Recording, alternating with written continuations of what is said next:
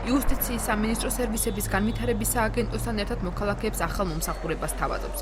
საცხოვრებელი ადგილის მიხედვით რეგისტრაციიდან მოხსნილი მოქალაქე თუ ახალ მისამართზე 10 ოქტომბრის ჩათვლით არეგისტრირდება, პირადობის ახალ მოწმობას უფასოდ მიიღებს. რეგისტრაციის წესის დარღვევისათვის ჯარიმისაგან გათავისუფლდება და საარჩევნო სიაში იქნება შეყვანილი. იუსტიციის სახლში ახალ ინიციატივას საარჩევნო სიის ფორმირებისათვის მნიშვნელოვნად აფასებენ.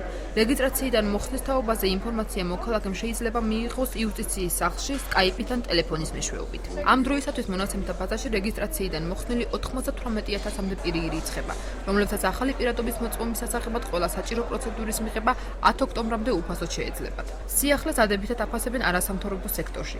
საერთაშორისო გამჭვირვალობა საქართველოს იურისტი განმარტავს, რომ ნოვაცია არ გულისხმობს წინასაარჩევნო დამომჩევლის მოსყიდვას და ორიენტირებულია საარჩევნო სიების სრულყოფაზე. სახელმწიფო სერვისების განვითარების სააგენტო განაგრძობს მომრჩეველთა სიების ფორმირებას და დაზუსტებას, აქედან გამომდინარე ახალი საკანონმდებლო ცვლილებასთან დაკავშირებით, რომელიც ძალაში შევიდა ამ წლის 21 აგვისტოდან, ყველა ეს ადამიანი, ვინც რეგისტრაციიდან არის მოხსნილი საცხოვრებელი ადგილის ცვლილებისა და გამო, შეუძლიათ მოგზაურდნენ სამოქალაქო რეესტრის სააგენტოში და გააკეთონ პირადობის მოწმობა სრულად უფასოდ, ასევე ისინი განთავისუფლებიან იმ ადმინისტრაციული სახდელისაგან, რომელიც მათ დაეკისრათ რეგისტრაციის წესებისა და დარღვევის გამო. ჩვენ თავაზობთ იუსტიციის სახლები, რა თქმა უნდა, გამარტივებულ პროცედურას, ძალიან ჩვეულებრივ მოდიან იუსტიციის სახლებში, ადგილზევე როგორც წესი ეს მოქალაქეები ფლობენ ინფორმაციას, რომ ისინი რეგისტრაციიდან არიან ან მისამართთან არიან მოხსნილები და კონსულტანტი მათ უხსნის ამ მარტივ პროცედურას, ეხმარება მათ, ჩვეულებრივ იღებენ ფოტოს უფასოა და რა თქმა უნდა პირადობაც უფასოა. საკმარისია მოვიდნენ იუსტიციის სახლებში.